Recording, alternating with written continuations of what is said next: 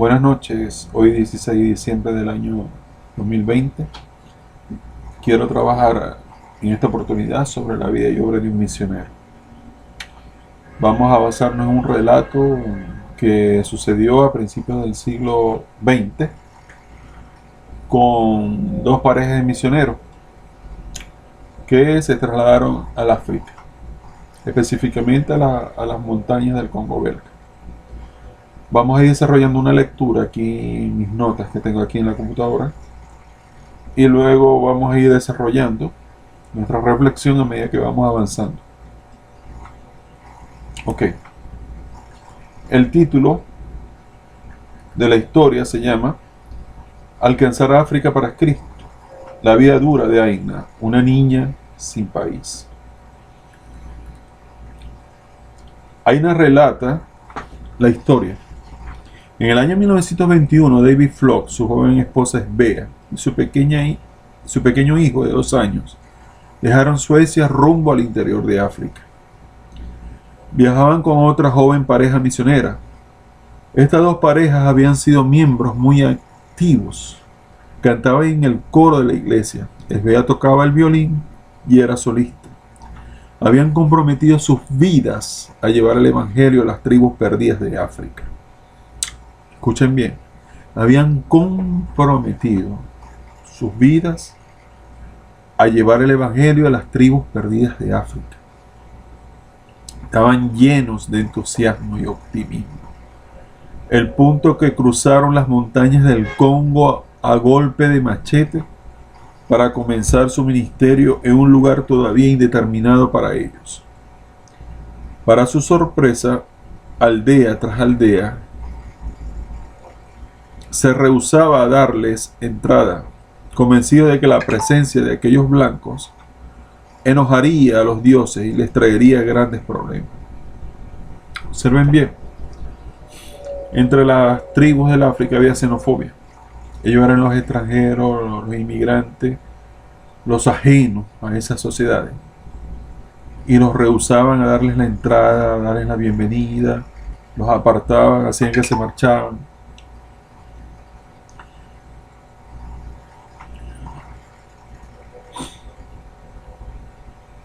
Convencido de que la presencia de aquellos blancos enojaría a los dioses y les traería grandes problemas. También había supersticiones, una gran cantidad de cosas. Ustedes saben de que los orichá, Changó y el África tiene mucha idolatría.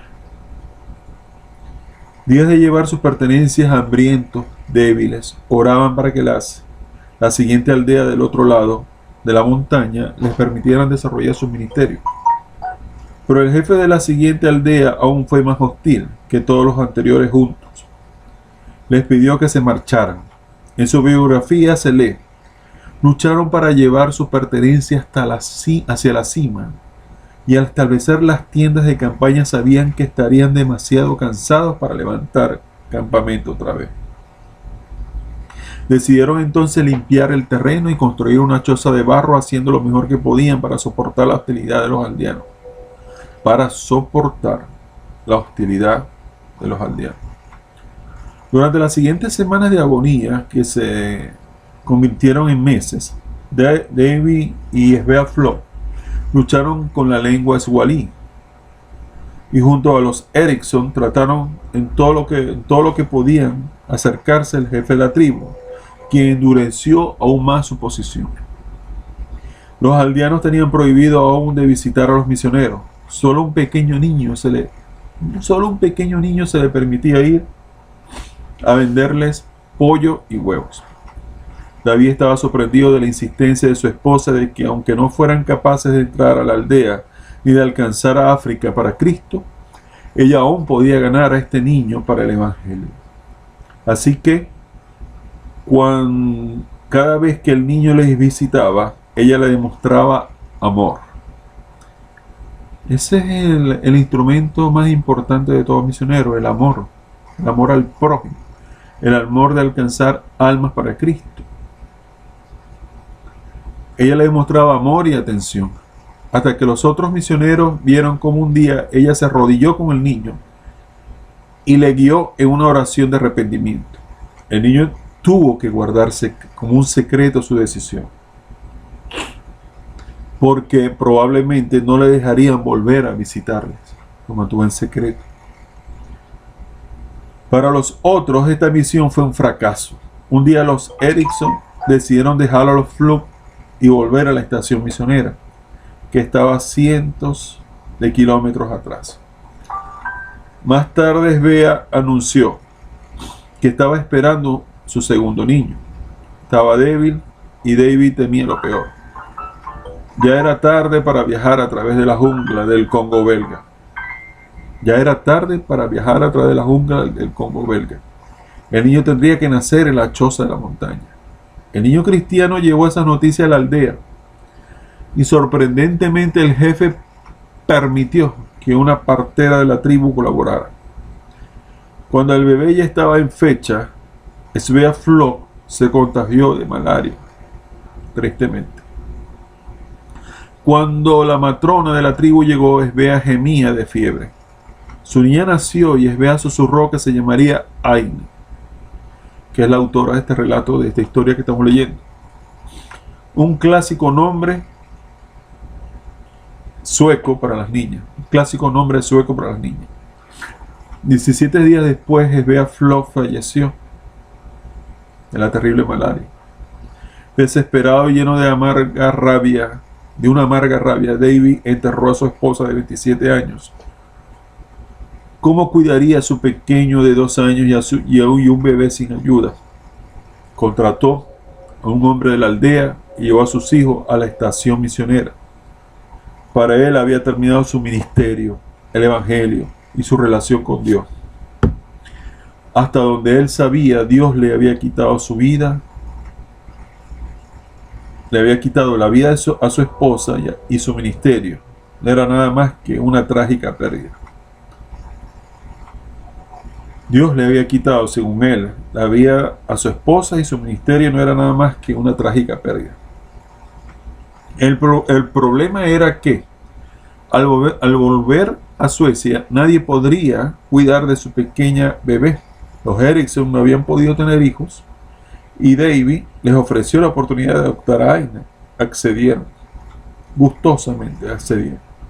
Ahora David podía volver con su hijo, abandonar esa estación misionera para nunca más volver. De hecho, al dejar el lugar, nunca volvió su rostro atrás. Antes de que la niña Aina tuviera 1 año, y Joel y Berta Erickson,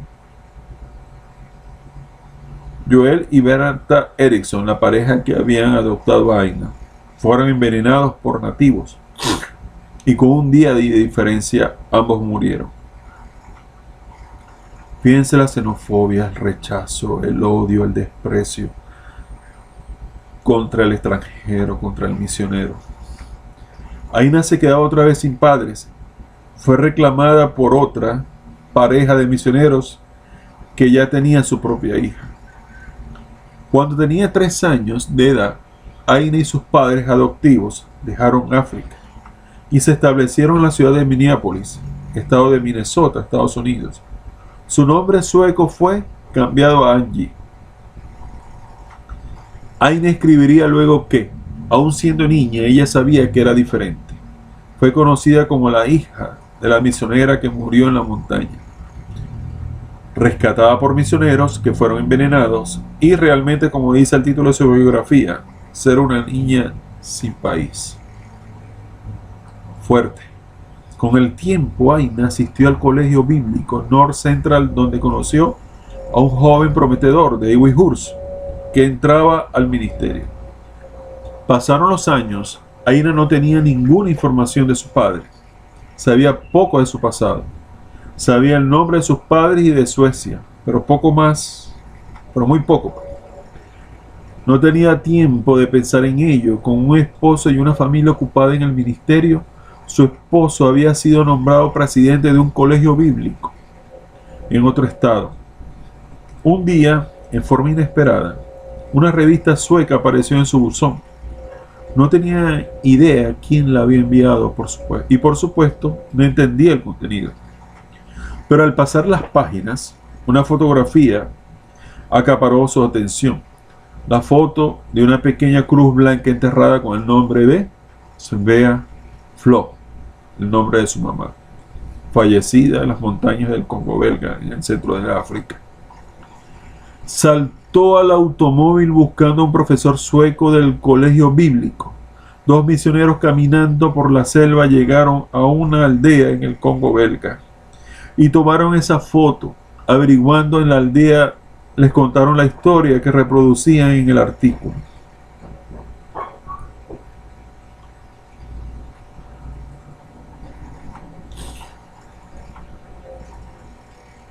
También contaban que luego que los misioneros se fueron, el niño cristiano solicitó permiso al jefe de la tribu para comenzar una escuela. Gradualmente, este ahora joven muchacho fue maestro y líder. Estamos hablando del niño que vendía huevos y artículos de comida a los misioneros, a todos sus estudiantes y luego a sus padres. Y aún el jefe aceptaron a Cristo. Ahora esa aldea tenía 600 creyentes y una iglesia muy activa. Perdón.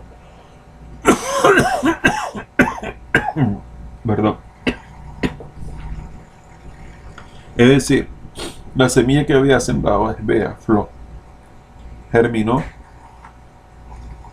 creció, se desarrolló como un tremendo misionero y convirtió a muchas almas para Cristo. La gente de su aldea, el jefe de la tribu, a sus padres, se multiplicó, se esparció la bendición, la fe, el estudio, el evangelio. Seguimos el relato. El niño cristiano solicitó permiso al jefe de la tribu para comenzar una escuela. Hizo una escuela. Gradualmente este ahora joven muchacho fue maestro y líder y enseñó el evangelio a todos sus estudiantes y luego a sus padres. Y aún el jefe aceptaron a Cristo. Gloria a Dios. Ahora esa aldea tenía 600 creyentes y una iglesia muy activa. Todo gracias al sacrificio y las lágrimas de David y primeramente de Svea. Aina no lo podía creer, la hija de esos misioneros suecos. Comenzó a llorar y agradecer a Dios por dejarle saber la verdad sobre sus padres y su sacrificio. Para el 25 aniversario de su boda, el colegio bíblico les dio al matrimonio Horst un boleto para visitar Suecia, donde Aina, entre otras cosas, podría buscar a su padre. No fue difícil. David Flo se había casado, tenía 4 niños, pero su segunda esposa también había fallecido. Ese anciano era ahora un alcohólico, agnóstico, y maldecía a cualquiera que le mencionara a Dios. Luego de una emotiva reunión con sus medios hermanos y hermanas, Aina quiso ver a su padre. Sus hermanos no estaban muy contentos de esa idea. Se había convertido en un hombre amargado. Tampoco ellos lo veían mucho y sobre todo odiaba a Dios. Le advirtieron a Aina: si lo ves, no le hables de cosas espirituales. Cuando escucha el nombre de Dios, estalla de furia. Aina estaba determinada a verlo. Al fin fue a su departamento. La puerta fue atendida por una señora de la limpieza. Dentro de su cuarto había botellas de licor en cada repisa de la ventana. La mesa estaba cubierta de más botellas. Y un rincón apartado escribió ella en su autobiografía: un viejo pequeño y arrugado tirado en una cama deshecha, con su cabeza contra la pared. La diabetes y un derrame cerebral lo tenían lisiado en ese cuarto desde hacía 3 años. La señora se acercó y le dijo suavemente: papá, Aina está acá. Él se dio vuelta hacia mí y tomé su mano.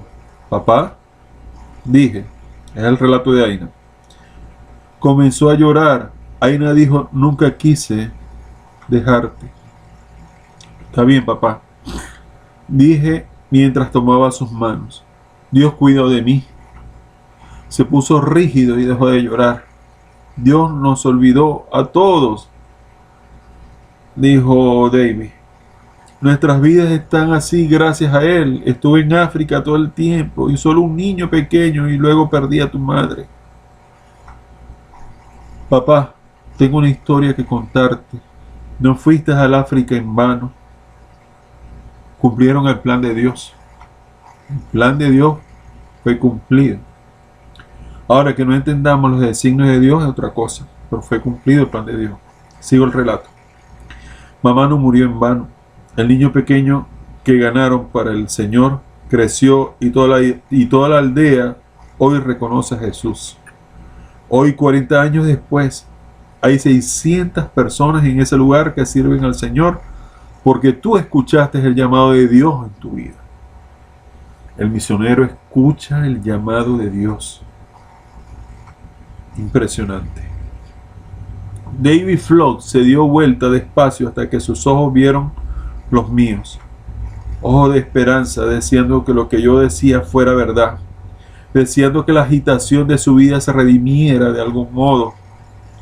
Papá, es una buena historia, tenemos un Dios grande. Las lágrimas volvieron, comenzó a hablar. Al fin de esa tarde, la bondad de Dios lo había traído al arrepentimiento y el perdón y la restauración de la comunión. Aina y su esposo al fin volvieron a América. Unas pocas semanas después, David Flood partió a la patria celestial.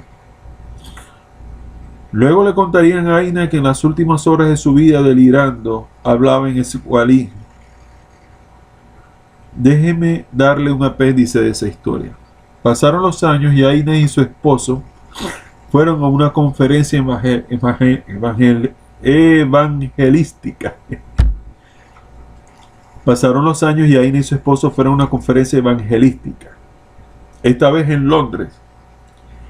Varios líderes de diferentes denominaciones y asociaciones de iglesia de África fueron a dar sus reportes. Uno de ellos era de Zaire, superintendente de la Asociación de Iglesias Nacionales de ese país. Tenía un cargo bastante alto, muy importante. Representaba a 100,000 creyentes bautizados. Habló elocuentemente sobre la difusión del Evangelio en su país. Dijo, tenemos 32 estaciones misioneras, un hospital de 120 camas, varias escuelas cristianas, y nuestras iglesias tienen hoy 100,000 cristianos bautizados. Luego Aina corrió hacia ese hombre y le hizo algunas preguntas, una en particular. Les dejo leer lo que ella misma dijo. Señor, ¿conoce usted a una joven pareja misionera llamados David y Svea Flood? Ellos estaban en una estación misionera. Y lo único que sé es que estaban en la cima de una montaña. Sí, madame, contestó. Yo solía venderles pollos y huevos. Era el niño. Fue Svea Flood la que me guió a Cristo. ¿Quién es usted? Yo soy la hija de Svea Flood. Yo nací en esa montaña. Las lágrimas rodaron por las mejillas de ese hombre. Me abrazó y en su estilo africano me sostuvo y comenzó a bailar, sollozando desde lo profundo de su alma. Muchas veces me pregunté, decía llorando, ¿qué le sucedió a esa pequeña niña cuya madre murió por nosotros? Me dijo, debes volver a su lugar de nacimiento. Tu madre es la persona más famosa de nuestra iglesia. Ella accedió luego de meses de planeamiento. Aina y su esposo hicieron el largo viaje, el viaje de vuelta a ese lugar tan especial. De hecho, llegaron al lugar donde su padre la dio en adopción a los Erickson. En este lugar, ella había vivido y jugado en el barro con sus amigos africanos, aprendiendo la lengua swarí. Visitó la tumba de sus padres adoptivos. Llegar a la aldea fue tan difícil como lo fue para sus padres, pero esta vez había cientos de personas esperándole. En medio de un arco de flores, Agnes escribe: el pastor de la aldea me guió a la cima del monte. Toda la gente siguiéndonos. En la cima había un lugar llano, bajo un bosquecillo de árboles. El pastor señaló con el dedo y dijo: este es el lugar donde tus padres hicieron la choza donde naciste. Luego volteó y señaló sin decir palabra a una tumba rodeada de cemento. Una palmera cerca y debajo todo el valle, una cruz blanca que rezaba: Svea Flot, 1896-1923. Agnes escribe: y ahora conozco la cosecha de la semilla que ella sembró. El pastor abrió su Biblia, rodeado de cientos de creyentes, y leyó una simple línea de los Salmos. Salmo 126, versículo 5. Los que sembraron con lágrimas, con regocijo segarán. De Vies Bea Flot. Dios sabe lo que es llorar. Dios sabe lo que significa sufrir pérdidas. Dios sabe lo que significa sembrar semilla, que parece que no darán fruto. Pero Dios sabe. Gloria a Dios. Pero Dios sabe el fin. Él sabe el fin de la historia. Que las lágrimas de dolor, la pérdida y la frustración, y el dolor y la pena pronto serán borradas, reemplazadas por un gozo indescriptible.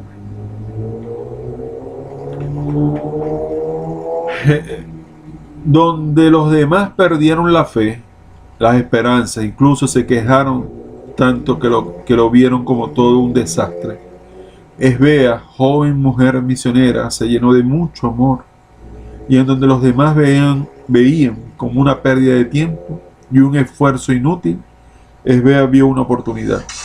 Ella sintió que el plan de Dios era enseñarle la palabra al único ser humano que tenía acceso a las dos parejas de misioneros. A las dos parejas. A ver, un segundo, por favor. Ok. Ok, terminamos el relato.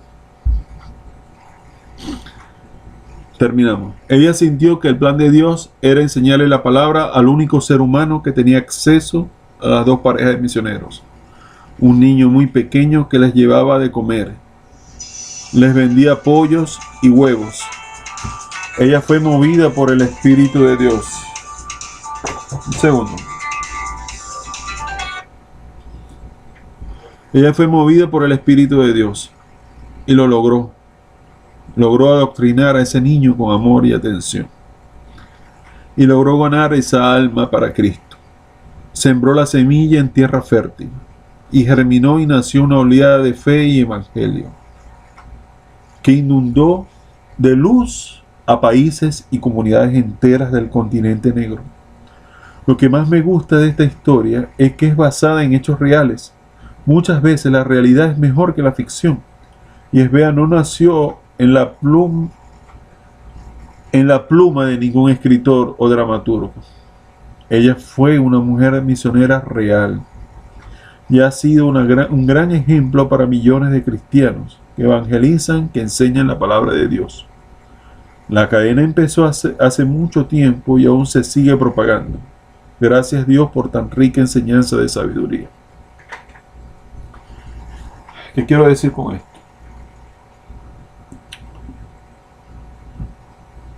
Un misionero debe armarse o llenarse de un inmenso amor hacia el prójimo, cumpliendo los designios de Dios: sacrificio, rechazo, hostilidades, persecución. Mas Dios, en su infinito poder, pudiéramos decir, llevó a la persona correcta a recibir el ministerio, la enseñanza del Evangelio. Qué gran historia. Se multiplicó la siembra y llegó a miles en el África. Gloria a Dios. Termino diciendo lo que pasó el 6 de diciembre en Whittier, que se trasladaron en barco rumbo a Trinidad y Tobago, y esas personas naufragaron, y al ser deportadas no serán admitidas en ese país, y prácticamente sin combustible y con sobrecarga, con exceso de pasajeros, porque también incorporaron otras personas. Sobraron en alta mar y murieron muchas personas. Los números oficiales hablan de 20, de 19, 20 personas. Pienso o pensamos, según las investigaciones, puede haber pasado de 70 o ha llegado a 70, es el número. Si la gente de Trinidad se comportaron como esas tribus que tuvieron xenofobia, rechazaron y no le dieron admisión a los extranjeros inmigrantes. No digo que los venezolanos sean extranjeros que van a llevar el evangelio, no es así, no es así. Pero estaban buscando un escape, una salvación de la tragedia venezolana, la realidad económica que se sufre aquí. En vez de clasificarlos, darle un plato de comida, darles techo, investigar por cada inmigrante para otorgarle la visa o no, se portaron terriblemente mal, devolviéndolos al mar y escoltados para que no se regresaran de nuevo. Y una vez abandonando las aguas de Trinidad y Tobago, las aguas de Trinidad y Tobago de ese país, mueren en el mar ahogados. Sobre el barco se parte la mitad y mueren. Es terrible. No toda persona que sale al exterior, al extranjero, tiene que ser necesariamente una persona mala, un delincuente o personas rechazadas por la sociedad. No es así. También se van profesionales, se va gente joven, se van familias enteras huyéndole al hambre, a la pobreza, a la miseria. Pero hay gente que se portan tan mal que causan estas tragedias que no se va a olvidar. Les aseguro que no se va a olvidar, va a durar años. Años. Y volviendo otra vez a la vida misionera, apartando ese capítulo. Recuerden, misioneros, que llevan el Evangelio de Jesucristo. Yo me inspiro en aquellos hombres y mujeres que llevan la palabra más allá de sus tierras, de sus ciudades natales, incluso de sus países. Para hacer el trabajo de misionero y llevar la palabra como una Biblia a otras personas, tienen que llenarse de un infinito amor. Amor por Cristo, por Jesucristo, amor por las personas, amor por la vida y obra que están realizando. Gloria a Dios en las alturas y paz a los hombres de buena voluntad. Por favor, si quieres acompañarme en estos humildes videos y reflexiones, hazlo, por favor. Suscríbete a mi canal, acompáñame. Si quieres hacer un comentario, hazlo, por favor. Si quieres compartir el video, también te invito a que lo hagas. Perdóname todas las interrupciones o todos los errores de edición. Esas cosas pasan. No soy un profesional de la comunicación, pero siempre he pensado en hacer este tipo de videos como para dejar una huella,